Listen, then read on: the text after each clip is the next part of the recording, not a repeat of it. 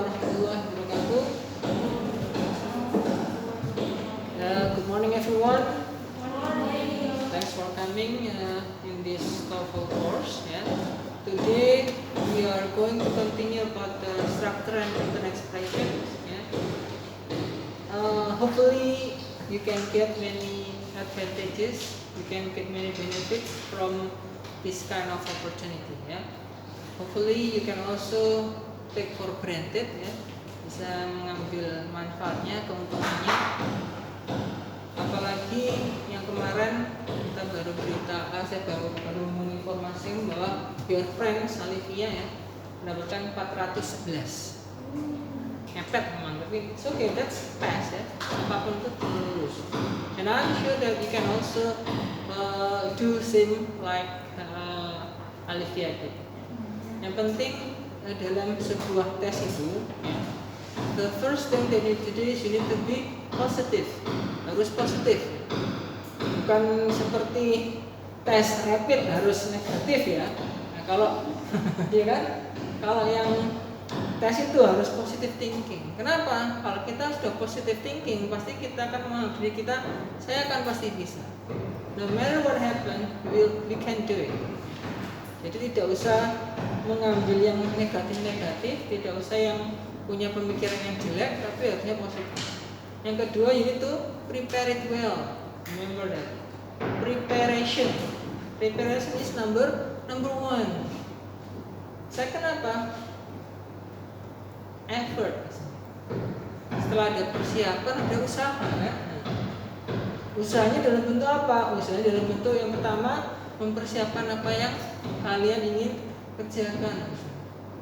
Ketika listening, harus tahu tipsnya apa.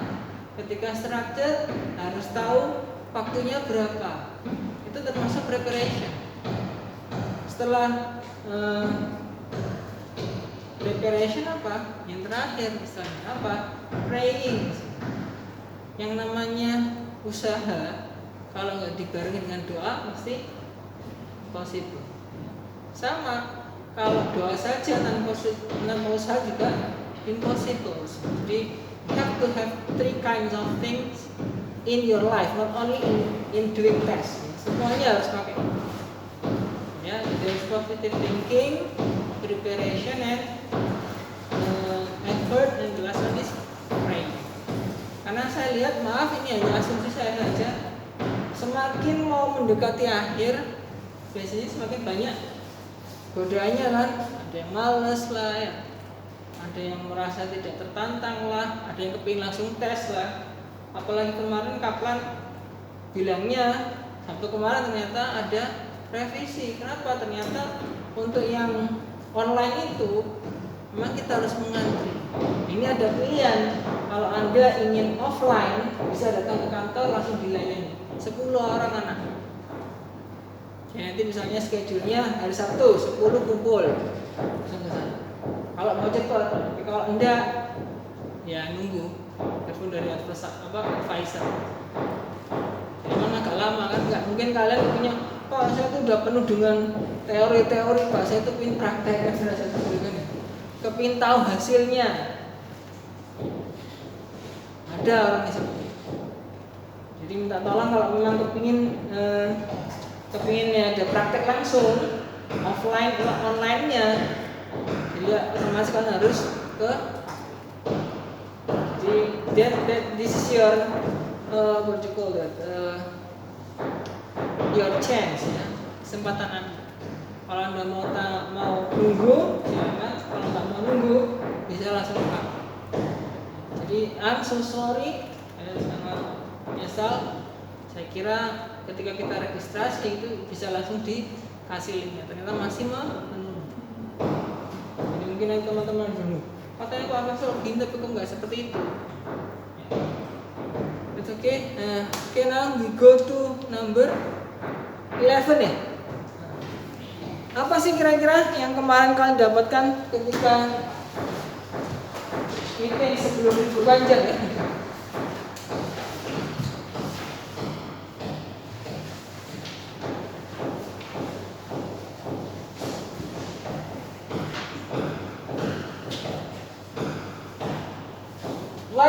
get? Apa yang Anda dapatkan? What do you get? Any kind of information? Please tell me. Kecapean Mbak ini. Orang flu itu satu, pertama tidurnya kurang. Yang kedua, makannya kurang ya. Yang ketiga, uangnya kurang ya. Mana Mbak harus punya pasangan, jadi gak ada yang menasihati. Belum punya ya Mbak? Belum. Oh. Okay, what do you get from the first we have met until right now? Kira-kira, do you feel any change? Kalian merasakan udah berubah nggak? Tasya, do you feel any change in your mind, in your body? Yeah. What is it, Tasya? Kamu merasa berubah di apa, Tasya?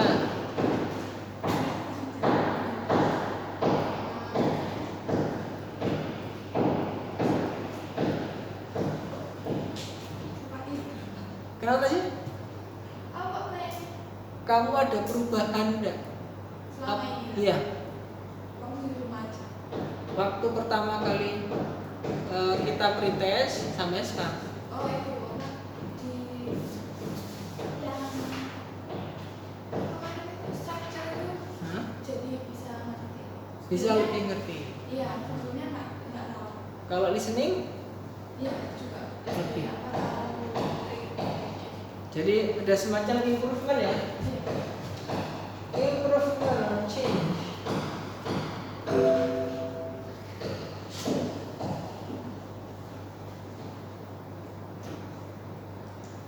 Or you can say progress ya. Orang hidup itu butuh progress kan? If you don't have a progress, if you are stagnant, hidupannya tidak akan berjalan. Bahkan orang Islam ketika saya bilang, oh ketika Anda misalnya hari ini Anda sudah sholat 5 waktu, besoknya sudah sholat 5 waktu nggak menambah sholat sunnah, itu Anda dikatakan rugi, kan stagnan kan? Jadi kalau kita punya improvement, kita akan much better. Pak, gimana kalau improvementnya kecil? It's okay. It's part of learning, remember.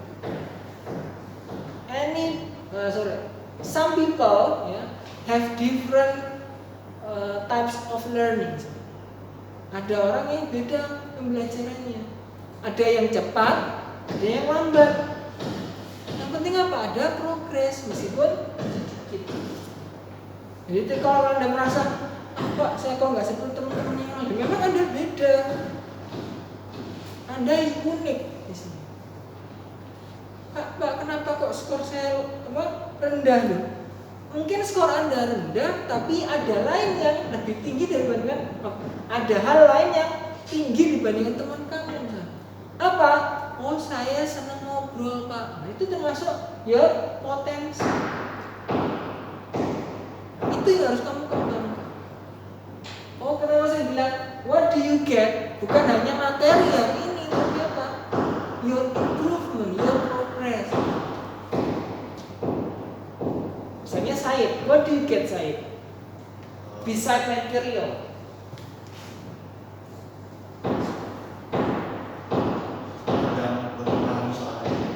Yes? Sudut pandang, oke. Itu namanya apa? Attitude.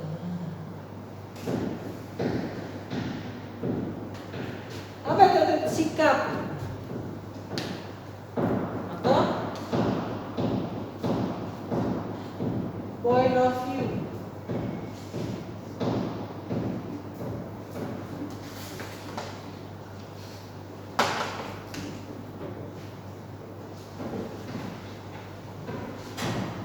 In this course, I do not only give some material that you can take for your test. No, but I have to motivate you. But I have to make you have a positive thinking. Jadi bukan hanya sekedar oh Pak Wesel kasih unit 1 tentang ini 2, 3, ini udah. Kenapa? Karena itu akan bermanfaat ketika Anda bukan hanya tes, tapi ketika Anda bekerja, ketika Anda berkeluarga, ketika Anda bermasyarakat. Jadi nilai plusnya sebuah pertemuan seperti ini ya. Apakah itu pertemuannya apa tuh kajian lah, pengajian lah, rapat lah, we have to take some progress. Attitude, cara kita memahami sebuah point of view. What else?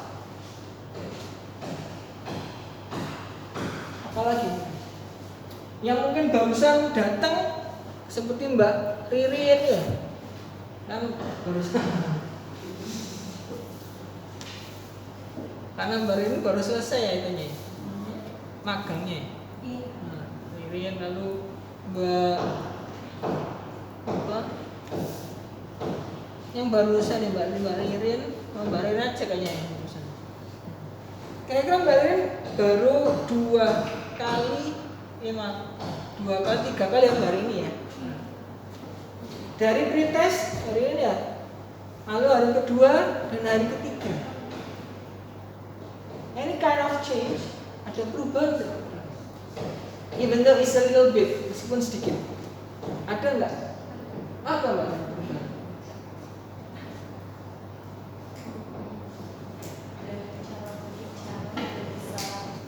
Cara kebiasaan. Apa yang kebiasaannya Mbak Rina sekarang berubah? Dari awalnya kita tidak paham jadi paham. Contohnya seperti kayak kemarin share dalam bentuk Video. itu juga bisa membuat kita belajar. Jadi pasti ada progres.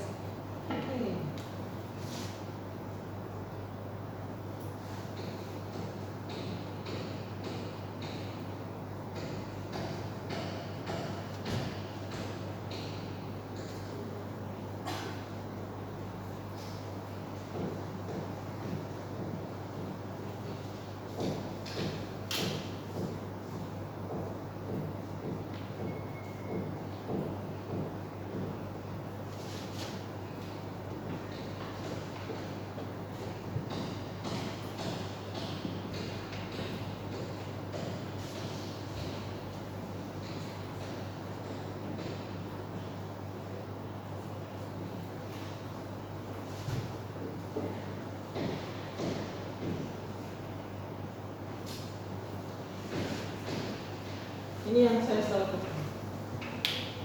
Ketika kita memberikan sesuatu kepada any kind of people, ya, ada proses 3 hal ini. Kalau dia tidak pernah tahu apa itu bahasa Inggris, otomatis I will to introduce what is English atau what English is. What can you take from English? Dari from not know to knowing. Dari tidak tahu menjadi tahu. Knowing to understanding is different. Tahu menjadi mengerti atau paham. Mengerti menjadi comprehending. Apa itu comprehending? Bukan sekedar tahu atau paham, tapi lebih masuk pada mengerti. Beda. Apa sih Pak mengerti itu? Mengerti itu kalau misalnya Anda punya konsep matematik ya, 1 tambah 1 berapa? 2. Itu dari proses apa? Dari not know menjadi understanding. Tapi ketika saya membuat soal cerita lah misalnya, kan Anda harus baca dulu. Beda ketika Anda 1 plus 1 udah kelihatan ya. Tapi ada orang baca saya, Andi disuruh ibu membeli apel di pasar misalnya. Di kantong Andi hanya ada 1.000 rupiah.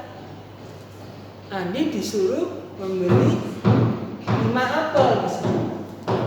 Andi dapat berapa apel? Kalau 1 apel 1 rupiah misalnya. Itu apa? Comprehending. Itu mengerti. Jadi level yang paling tinggi adalah comprehend. Reading comprehension. Ini nanti Pak mengarah pada reading comprehension sebenarnya. Tapi structure juga termasuk harus mengerti. Mengerti apa? Oh, mengerti kalau misalnya kita membuat kalau mengerjakan soal written expression yang harus kita mengerti apanya, yang tidak digaris bawahi. Oh, kalau misalnya listening yang kita mengerti apanya, second line-nya misalnya. Itu yang harus kamu dapatkan. Pak, saya masih di step yang ini Pak. It's okay? It's okay. Itu part of your level. Nggak harus langsung seperti itu. Saya masuk dalam step yang comprehending ketika saya hidup bermasyarakat. Ketika saya masih remaja, ketika saya masih muda, maksudnya ketika masih misalnya masih ABG lah, having fun yang kita mengerti. Oh, ketika kita bekerja lebih tahu lagi apa cari uang itu susah. Anda ketika magang pasti akan ada mengalami perubahan kan? Oh, ternyata kalau kita bekerja itu harus apa? Harus polite kepada orang, harus disiplin. Dulunya kalian bangun tidur asal-asalan kan, apalagi hari Minggu misalnya.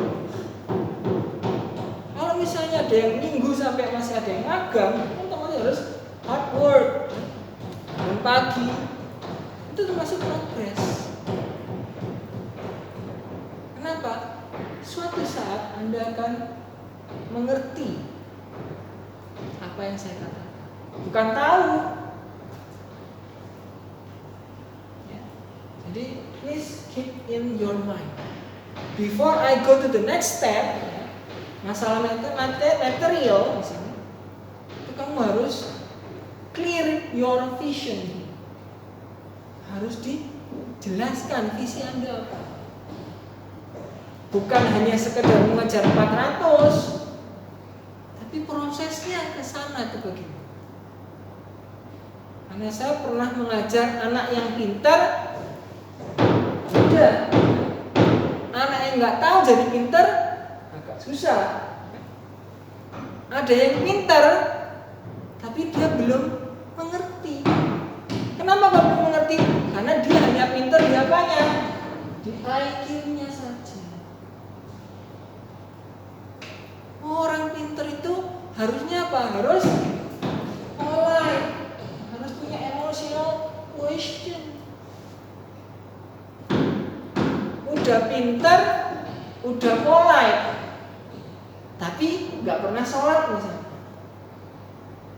Kan harus ada apanya? Spiritual.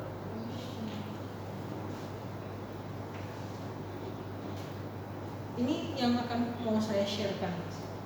Saya pintar bukan karena saya belajar, tapi karena saya ngerti. Apakah saya belajar setiap hari? No. Saya nggak belajar setiap hari. Tapi saya kan mau belajar. Ingat loh ya, tahapan yang paling susah itu dari sini.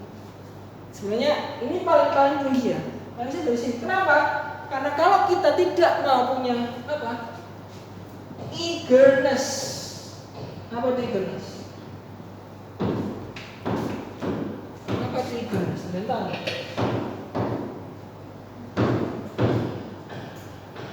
Apa eagerness? Atau namanya ngasih bill.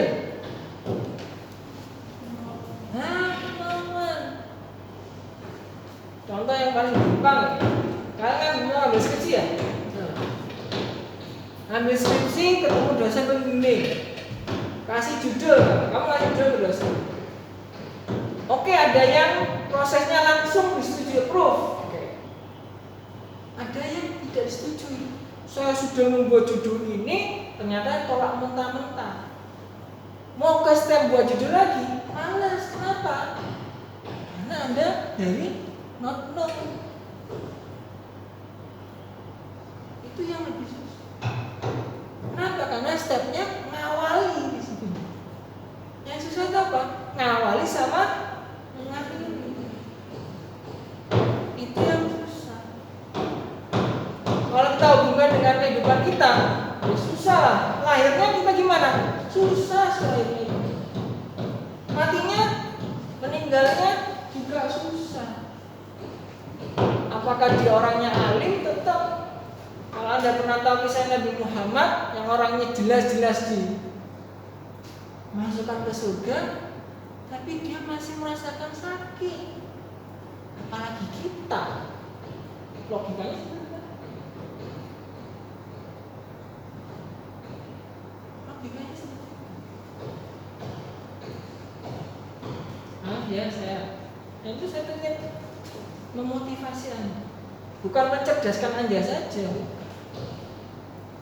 Kalau bisa kita seiring sejalan, jadi pintar, jadi sopan santun, tapi juga jadi orang yang spiritual, orang yang agamis. Anda tahu yang kemarin ya, ada tahun yang berduka ya. Teman Anda mungkin, kakak kelas Anda mungkin, yang Anda ketahui meninggal dunia ketika dalam pekerjaan. Itu yang harus kamu ambil hikmahnya. Saya nggak akan membicarakan siapa dia, bagaimana prosesnya terjadinya seperti apa. Tapi kalau kita lihat dari luar, yang namanya orang kerja, meninggal, itu sudah luar biasa. Saya mengajar tiba-tiba kena serangan jantung. Anda belajar tiba-tiba sakit.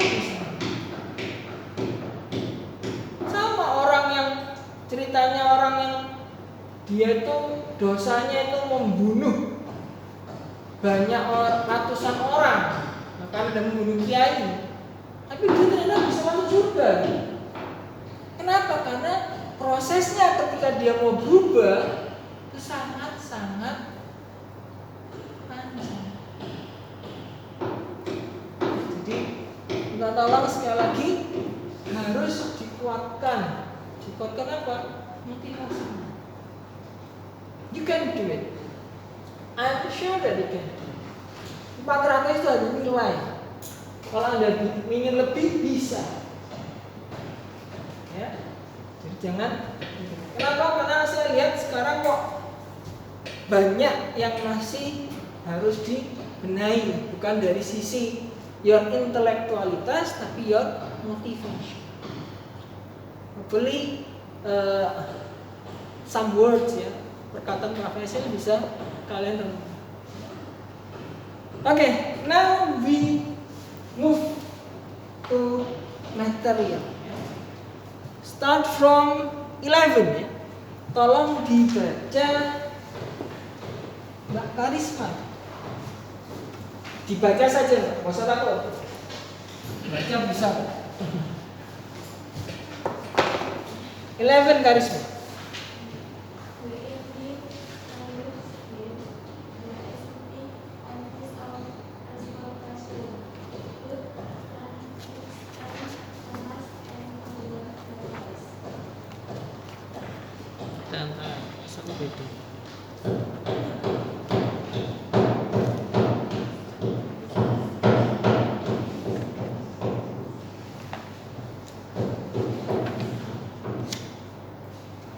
The early railroads ya. Yeah. The early railroads were blah blah blah the existing arteries of transportation, roads, turnpikes, and canals and other waterways. Kalau kalian menjumpai kalimat seperti ini, ada titik dua, ya kan? Yang jelas kalimat itu apa? Memuat atau consist of.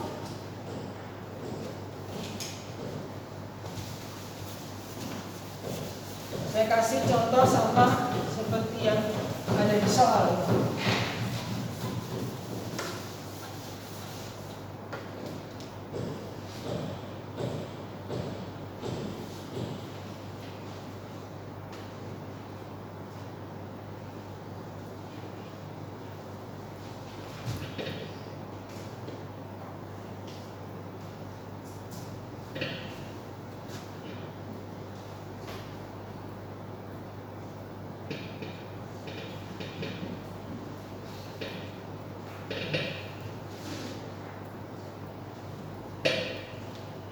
Jadi udah kelihatan kalimat yang mulai dari roads, turnpikes, and canals and other waterways itu adalah isi dari kalimat yang pertama. Apa kalimat pertama? The early railroads were bla bla bla the existing arteries of transportation. Oh, zaman dulu railroad itu apa? Bla bla bla bla. Disebutkan pengertiannya. The existing arteries of transportation. Oh, ternyata apa? Artery. Apa tuh artery? Ya? Terus? Belum? Jalur utama, oke. Yang namanya jalur utama itu menghubungkan apa tidak? Iya. Jadi yang namanya jalur utama pada waktu dulu, early itu apa? Zaman dulu, awalnya. Ada yang katakan roads, turnpikes, canals. Kanal tau ya, kanal ya? Terowongan. Nah, ini yang menjadi pertanyaan apa? Yang hilang apanya? Apa yang hilang?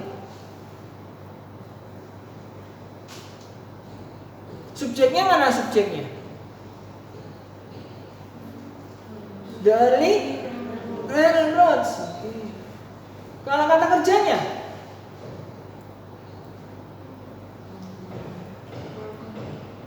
Kata kerjanya apa? Were. Itu kata kerja. Auxiliary verb. Kenapa kan bisa were? Kenapa nggak pakai was? Karena railroads. The S di situ. Were bla bla bla. Pasti jelasnya apa? Banyak kan? Setelah ada to be, pasti ada subjek. Kenapa? Karena dia menjadi objek. Mana kira-kira yang menunjukkan objek atau subjek? A? B? C atau D? C salah. Kenapa? Karena dia diikuti connected. Bukan. Kalau connected lagi itu bukan kata kerja yang dipinta, tapi apa? Kata benda di sini.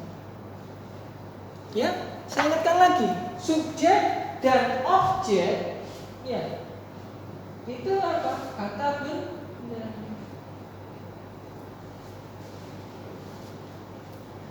Bisa juga kata kerja, ya, tapi tetap dia dalam menjadi kata benda. Fishing is my hobby. Fishing itu apa? Memancing. Apakah itu kata kerja? Kata kerja yang fungsinya kata benda. Kalau yang kata kerja asli apa? I like fishing. Ya, hati-hati ketika saya bilang fishing is my hobby.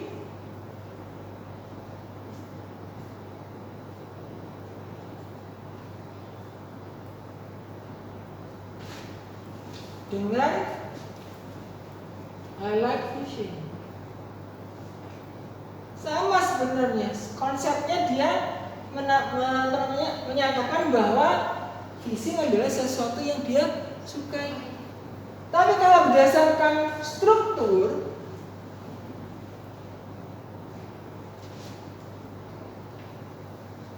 ini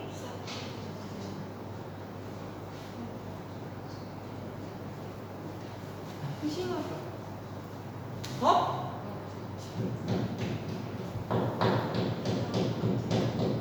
Beda kan?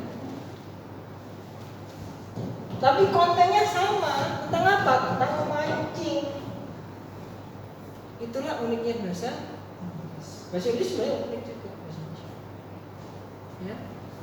Jadi di sini yang dibutuhkan bukan connected antara A B saja. Kenapa kalau A sama B saja? Karena kalau yang D, short connecting lines, itu noun juga tapi tidak ada kata kerjanya. Jadi harusnya ada apa? Ada kata benda dan juga kata kerja. Yang mana? Apakah A atau B? Hati-hati. Apakah those short lines connected atau short lines that connected? Yang B. Kenapa kok yang B ya Sid? Mas Said. Oh, ya, Sid. Kenapa Said kok B Said?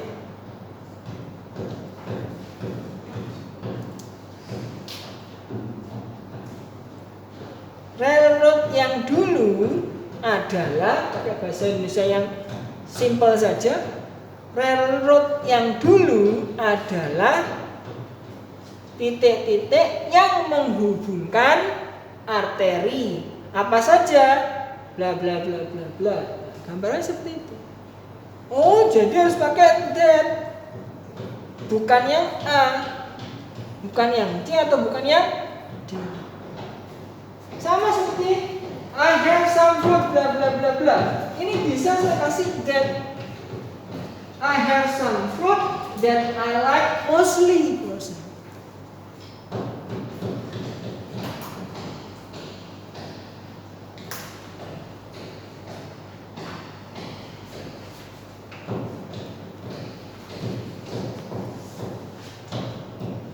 Kenapa nanti kalian harus belajar membuat sebuah kata panjang atau dikatakan kata majemuk lah? Kalau simple sentence oke lah, kalian gampang lah. I work, itu simple sentence. Tapi kalian harus belajar membuat kalimat majemuk. Kalau misalnya ada majemuk setara, majemuk bertingkat, ya. Apa majemuk setara? I work and my brother is sleeping, for example. Ini namanya majemuk setara. Kenapa? Kalau yang bertingkat gimana? Kayak gini. When I work at home, my brother is sleeping on his bed. Panjang kalimatnya, tapi pengertiannya sama kan? Saya kerja, saya tidur.